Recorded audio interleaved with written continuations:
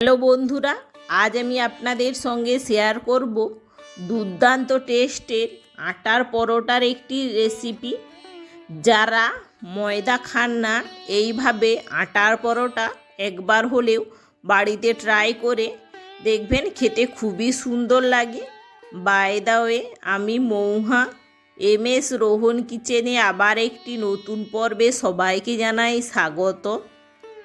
আটার পরোটা বানানোর জন্য প্রথমে আমরা এখানে নিয়ে নেব আটা। আজ আমরা ফরচুনের আটাটা নিয়েছি, আশীর্বাদ আটাটাও খেতে খুবই সুন্দর লাগে। প্রথমে আমরা আটা নিয়ে দিয়ে দেব পরিমাণ মতো লবণ, দিয়ে ভালো করে মাখিয়ে নেব। লবণটা দিয়ে ভালো করে মাখিয়ে দিয়ে দেব জল। অল্প অল্প জল দিয়ে ভালো করে একটি আটার ডো বানিয়ে নেব। এইভাবে অল্প অল্প জল দিয়ে আটার ডোটা ভালো করে মাখিয়ে নেব। এখানে আমরা আটার ডোটা খুব একটা বেশি শক্তও করব না বা খুব একটা নরমও করব না। এইভাবে আটার ডোটা ভালো করে মাখিয়ে নিতে হবে। এইভাবে আটার ডোটা মাখিয়ে 10 মিনিটের জন্য আমরা রেখে দেব। 10 মিনিট পর এইভাবে হাতের সাহায্যে গোল গোল করে নেব। এইভাবে হাতের সাহায্যে গোল গোল করে এবার আমরা প্রত্যেকটা পরোটার শেপে বেলে নেব। এইভাবে প্রথমে আমরা হাতের সাহায্যে কেটে গোল গোল করে লেচি করে নেব। এইভাবে গোল গোল করে এবার আমরা প্রথমে রুটির শেপে বেলে নেব। এইভাবে রুটির শেপে প্রথমে বেলে নিতে হবে। এইভাবে রুটির শেপে বেলে এবার আমরা মাঝ বরাবর মুড়ে নেব।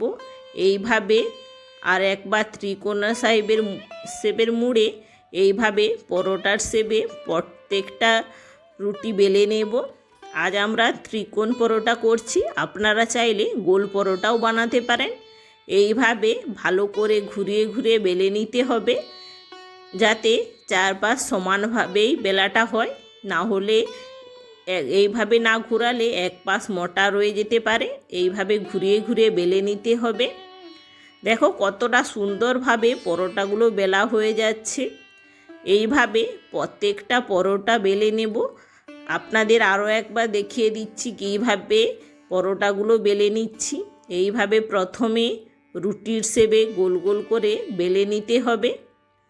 এইভাবে প্রত্যেকটা পরোটা বেলে নেব। প্রথমে রুটির শেপে বেলে মাঝ বরাবর মুড়ে আর একবার ভাঁজ করে নিতে হবে। নিয়ে ভালো করে বেলে নিলেই ত্রিকোণ পরোটা রেডি। এইভাবে সব পরোটাগুলো বেলে নেব। এবার একটি তাওয়া গরম করে দিয়ে দেব পরোটা, দিয়ে এক পাশ গরম হতে রেখে দেব। পরোটাগুলো এইভাবে প্রথমে তাওয়াতে সেঁকে কড়াইতে তেল গরম করে দিয়ে দেব পরোটা। এইভাবে এক পাশে পরোটাগুলো সেঁকে নেব আর এক পাশে পরোটাগুলো কড়াইতে ভেজে নেব। এইভাবে প্রত্যেকটা পরোটাগুলো প্রথমে ভালো করে তাওয়াতে সেঁকে নেব। এখানে আমরা একসঙ্গে 3টে করে পরোটা সেঁকে নিচ্ছি। এইভাবে পরোটাগুলো ভালো করে উল্টে পাল্টে সেঁকে নিতে হবে ও এই পাশে পরোটাগুলো ভালো করে লাল লাল করে ভেজে নেব। এইভাবে দেখো পরোটাগুলো কত সুন্দর হয়ে যাচ্ছে। এই আটার পরোটাও কিন্তু খেতে খুবই সুন্দর লাগে। আপনারাও একবার হলেও ট্রাই করবেন, দেখবেন খেতে খুবই সুন্দর লাগে। এইভাবে প্রত্যেকটা পরোটা বেলে ভেজে নিলেই তৈরি আমাদের আটার পরোটা। এই আটার পরোটা খুবই নরম হয় ও খেতে খুবই সুন্দর লাগে। আলুর তরকারি ও ঘুগনি দিয়ে খেতে খুবই সুন্দর লাগে। আজকের এই ভিডিওটি কেমন হয়েছে প্লিজ কমেন্ট করে জানাবেন। ভিডিওটি যদি ভালো লেগে থাকে অবশ্যই লাইক ও বেশি বেশি শেয়ার করে দেবেন।